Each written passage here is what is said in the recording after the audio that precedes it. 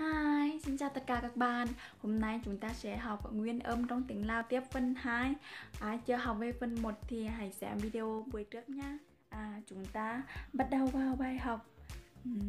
Như các bạn đã xem video trước đó, chúng ta sẽ học về 7 đôi nguyên âm trong tiếng Lào rồi đúng không? Hôm nay chúng ta sẽ học tiếp, đó là 7 đôi nguyên âm trong tiếng Lào phần 2 và sẽ là phần kết thúc của nguyên âm trong tiếng Lào. Thứ nhất, đọc là o, cách viết e cộng với a và cộng với a. Các bạn sẽ thấy âm e chúng ta đã học rồi, a chúng ta cũng đã học và a chúng ta cũng đã học rồi, nên cộng ba cái này lại sẽ thành o e. Bất kỳ chữ nào đó a với a sẽ bằng o. Nếu chúng ta ví dụ như co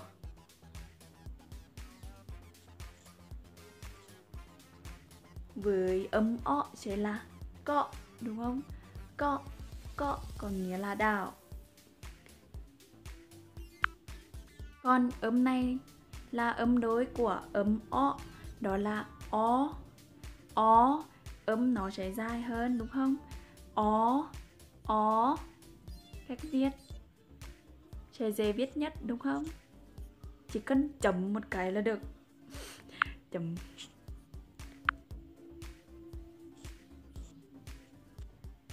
Chấm ở trên nha. Ví dụ như co khó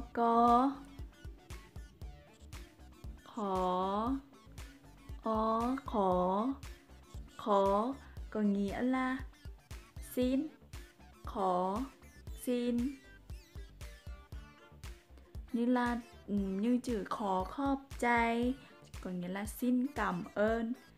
Tiếp theo đó là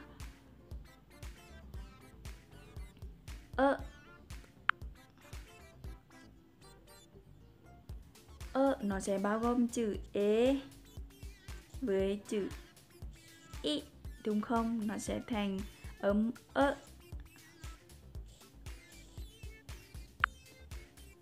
Ví dụ như các bạn muốn viết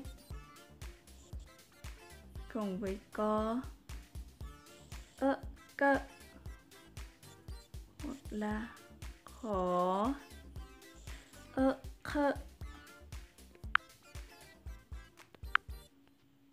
Còn âm đối của sẽ là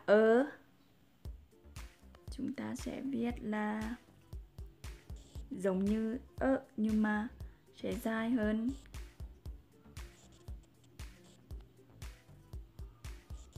Nó sẽ kẻ ngắn kẻ ngang dài hơn. Ví dụ co cơ.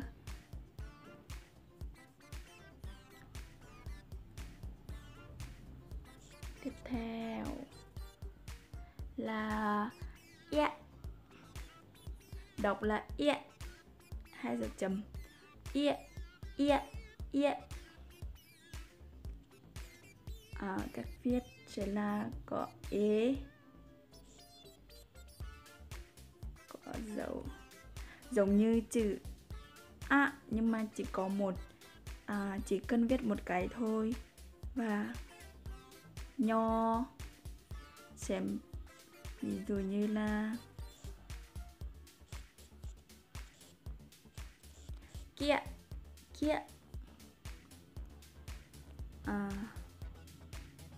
Âm đối của nó sẽ là ia.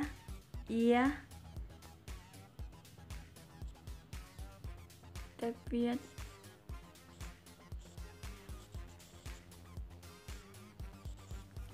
chỉ cái này là thiếu cái nào ạ? Chỉ thiếu cái chữ này đâu không? Có chữ này thì đọc là ia, còn không có chữ này sẽ đọc là ia. Tiếp theo đó là ưa. ưa. Cách viết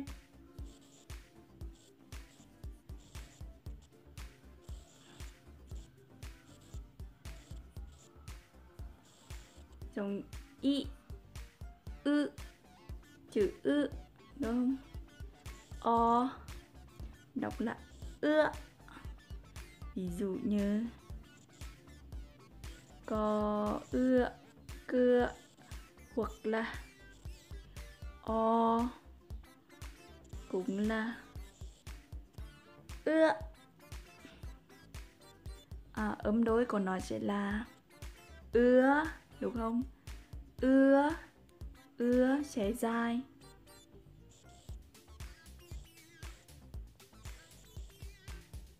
Chữ ư nó sẽ kẻ dài như chữ y với y và ư với ư, ưa với ưa cũng thế nha. Ưa, ưa. Ví dụ như cưa, cưa, cưa. Trong tiếng Lào là muối. Chữ này đọc là ua, ua, ua. Cách viết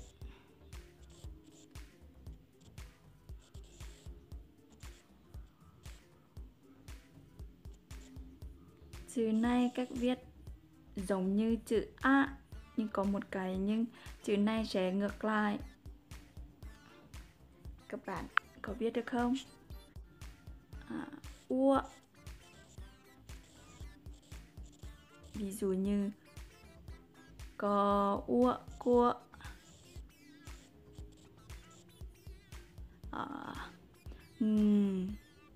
Nhỏ ua, nhua.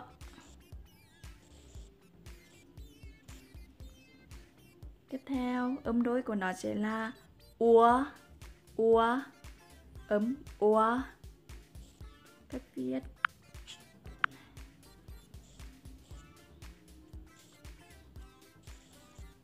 chỉ thiếu chữ này, chỉ thiếu ở đó là gì? Ấm a đúng không? Sẽ đọc là ua.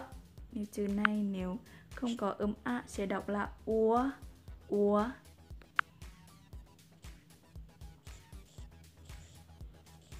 Ví dụ như co ua, cua. Mo ua, mua. Mua trong tiếng Lào sẽ là mơ trong tiếng Việt. Mình giới thiệu cho các bạn, đây chính là nguyên âm chính trong tiếng Lào, nhưng còn một phần nữa là nguyên âm đặc biệt nhé. Chúng ta sẽ đi sâu vào nguyên âm đặc biệt. Đó là có 4 chữ, 4 âm đặc biệt là ai, hai chữ này sẽ đọc giống nhau, nhưng cách dùng nó sẽ khác. Ai, quấn các bạn chỉ nhớ là quấn như thế này, hay là mình hay viết thế này, thường được viết thế này. Có nhiều cách viết lắm. Tôi người nhưng mà các bạn hãy nhớ, thực ra thì hẳn viết thế này. Có ai, thay vì chữ cháy, mình tên là Pa Chay. Chữ đây là một phần chữ trong tên của mình.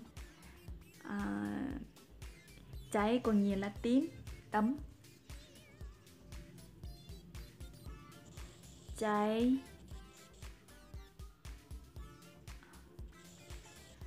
Ai cho cháy. Thứ hai đó là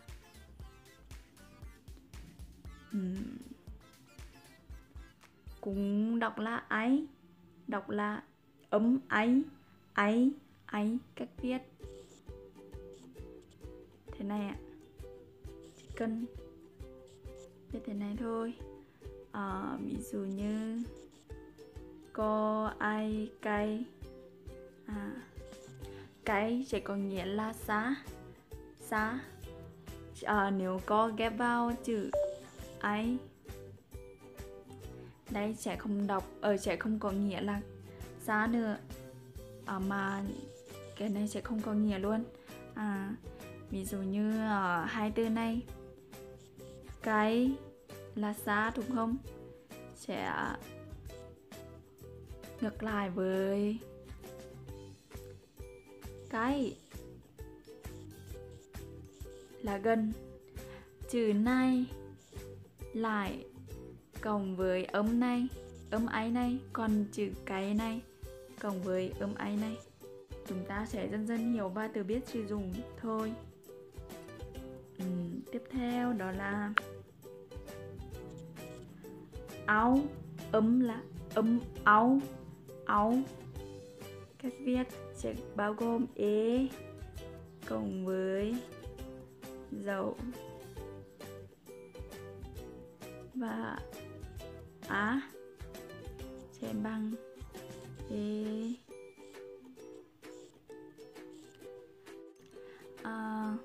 Chữ này trong tiếng Lao nó sẽ đọc là dấu cống, dấu cống, cống.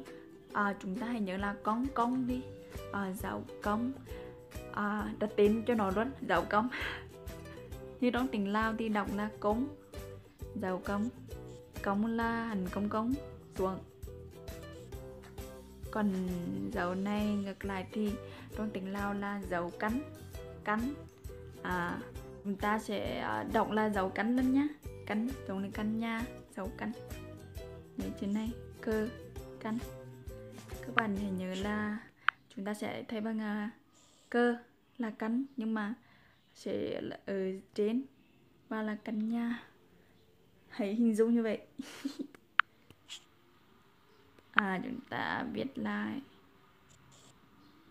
áo, ví dụ như ó luôn, ó áo, áo. Áo, áo có nghĩa là lấy trong tiếng Việt. Tiếp theo là ấm, ấm, ấm. Cách viết như vậy. Có chữ nào ạ? Nó bao gồm ó đúng không? Chúng ta vừa học cái này đó. O cộng với a sẽ bằng ấm, o a âm. Chúng ta sẽ đọc lại toàn bộ cái phần nguyên âm trong tiếng Lao từ bài bữa trước và bài hôm nay. Chúng ta sẽ bắt đầu đọc luôn. Mình sẽ chia thành hai cột, đó là cột nguyên âm ngắn và nguyên âm dài. Các bạn nếu các bạn ghi lại thì hãy ghi như thế này cho dễ nhớ.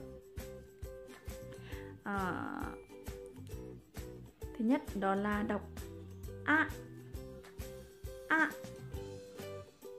a, a, i, i, i, i, dài hơn, i, ư, ư, ư, ư.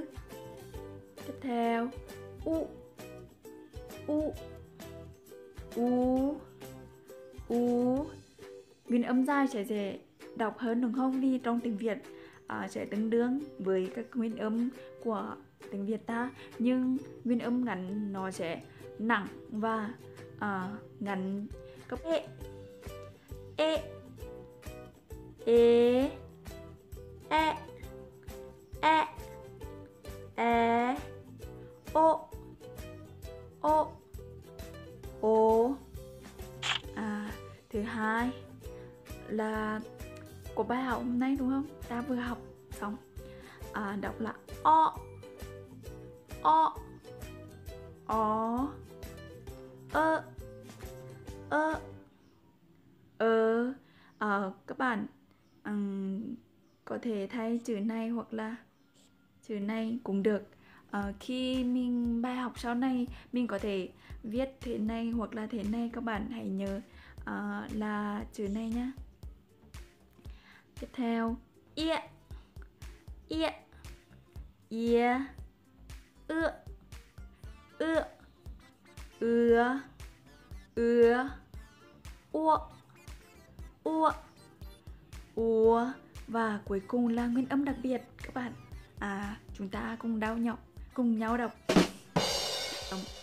Phát âm giống nhưng mà chỉ cách dùng nó là khác nhau thôi, các bạn lưu ý cái này.